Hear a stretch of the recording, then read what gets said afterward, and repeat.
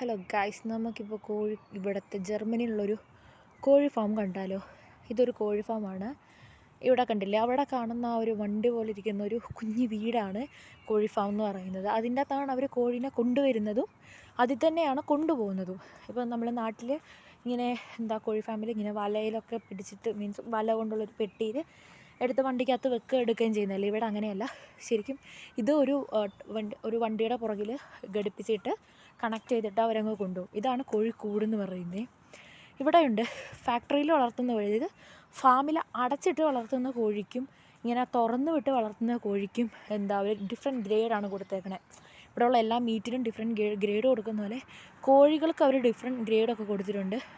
പിന്നെ നമ്മുടെ നാട്ടിലെ പോലെ വെള്ളക്കോഴികളല്ല, നല്ല കളർഫുൾ നമ്മൾ നാടൻ കോഴിയില്ലേ, ഇങ്ങനെ വീട്ടിൽ മുട്ടയിടാൻ വേണ്ടി നമ്മൾ വളർത്തുന്നത് ബ്രോയിലർ കോഴി അല്ലാത്ത കോഴികളില്ലേ, അങ്ങനത്തെ കൂട്ട് കോഴിയാണ് ഇവിടെ ഉള്ളതെല്ലാം. നല്ല രസമാണ്. ഇതിപ്പോൾ ഇതിപ്പോൾ രാത്രി ആയതുകൊണ്ട് കുറേ എണ്ണമൊക്കെ കോഴികളെല്ലാം അവരവരുടെ വണ്ടി വീട്ടിൽ കയറിയിട്ടുണ്ട്.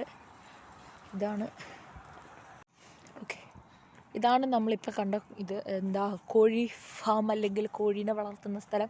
ഇവിടെ നല്ല ഫ്രഷ് മുട്ട കിട്ടും കേട്ടോ. ഫ്രഷ് മുട്ട എന്ന് വെച്ചാൽ ഈ കോഴികളുടെ മുട്ട ഇവിടെ തന്നെ അവിടെ കാണുന്ന ഒരു ഫാക്ടറിയിൽ അവർ അങ്ങനെ വിൽക്കാൻ വെച്ചിട്ടുണ്ട്. ഇതാണ് അടുത്ത കോഴി ഫാമിൻ്റെ ഏരിയ. തൊട്ടടുത്ത് തന്നെ അപ്പുറത്തുമായിട്ട് ഒരു കോഴി ഫാമിൻ്റെ ഏരിയ ആണ്. ഞാനൊരു പൂച്ചേനെ കാണിച്ചു തരാം. അത് പോയി, അത് ചടിപ്പോയി. ഇത് അടുത്തത് സെയിം സെറ്റപ്പ് തന്നെ. ഒരു ഇച്ചിരി സ്പേസ് ഇട്ടിട്ട് കോഴീനെ വളർത്തുന്ന സ്ഥലമാണ്. ഇതൊക്കെയാണ് അവരുടെ ഫാം ഏരിയ. അവർക്ക് കോഴികൾക്ക് കൊത്തിപ്പറക്കി തിന്നാനുള്ള സ്ഥലങ്ങളും കാര്യങ്ങളും ഇങ്ങോട്ടെല്ലാം ഉണ്ട് കേട്ടോ. ആ കാണുന്നതിൻ്റെ അകത്ത് അവിടെ അങ്ങോട്ടെല്ലാം ഉണ്ട്. അതിൻ്റെ കോഴികളാണ് ഈ വലയുടെ ഉള്ളിൽ കിടക്കുന്നത്.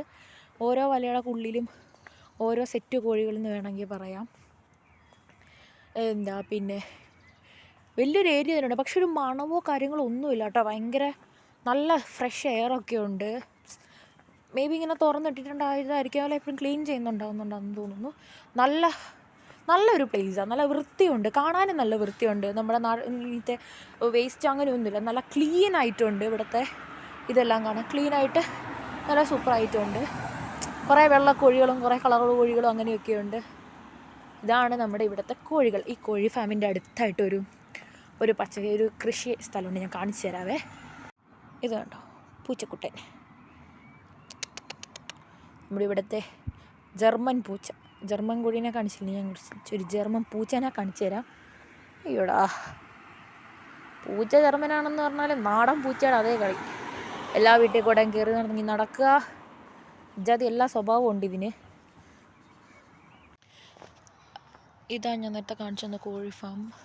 അതിൻ്റെ തൊട്ട് ഇപ്പുറത്തായിട്ടൊരു വയൽ പോലെ ഉണ്ട്. വയലല്ല, സോറി, ഇങ്ങനെ ചെടി, ക്യാരറ്റ് പോലത്തെ മണ്ണിൻ്റെ അടിയിൽ ഉണ്ടാകുന്ന ഒരു തരം ചെടിയാണ്. ഇതിൻ്റെ പേരെനിക്ക് പറഞ്ഞു തരാൻ അറിയില്ല. അതുകൂട്ടൊരു ചെടി വളരുന്നൊരു സ്ഥലമാണിത്. ഇത് കണ്ടോ, ഇതെനിക്ക് അത്ര ക്ലിയർ ആണോ എന്നറിയില്ല. പക്ഷെ എനിക്ക് അങ്ങോട്ട് കയറാൻ പറ്റുമോ എന്നറിയത്തില്ല. അതില്ലായിരുന്നു ഞാൻ പോയി കയറി കാണിച്ചു തന്നേനെ. അങ്ങോട്ട് കയറാമോ എന്ന് എനിക്ക് അറിഞ്ഞുകൂടാ. ഒറ്റയ്ക്ക് നടക്കാൻ വന്നത്, അതുകൊണ്ട് എനിക്കറിയാൻ പാടില്ല. പക്ഷെ ഇവിടെ മൊത്തം അത് കൾട്ടിവേറ്റ് ചെയ്തിട്ടുണ്ട്. ഒരുമാതിരി നമ്മുടെ ഈ മണ്ണിനടിയിലുണ്ടാകുന്ന കൃഷീൻ്റെ സാധനമാണിത്. മണ്ണിൻ്റെ അടിയിലുള്ളതാണ്. ഇതിൻ്റെ ലീഫ് ഉണ്ടോ, തൽക്കാലം അങ്ങോട്ട് പോയി കാണിച്ചു തരാം. ഇതാണ് അതിൻ്റെ ലീഫും കാര്യങ്ങളും. എനിക്ക് തോന്നുന്നു റാഡിഷാന്ന് തോന്നുന്നു. റാഡിഷിൻ്റെ ഇത് മൊത്തം ഇങ്ങനൊരു ഫീൽഡ് മൊത്തം, വയൽ മൊത്തം ഉണ്ട്.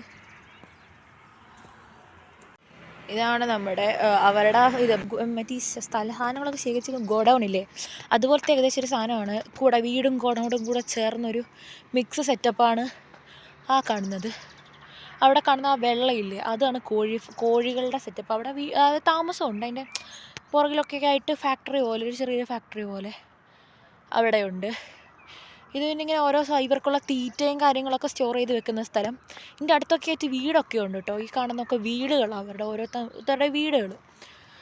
ഒറ്റ വീട് പോലത്തെ വീടുകൾ ഉണ്ട്. പിന്നെ ഇപ്പോൾ ടൈം എന്താണെന്ന് വെച്ചിട്ടുണ്ടെങ്കിൽ ഒരു 9 മണി, 8:57 സമയം. 8:57 പോലും ഇവിടെ രാത്രി ആയിട്ടില്ല. കണ്ടോ, ഇപ്പോഴും നല്ല വെളിച്ചമൊക്കെ ഉണ്ട്.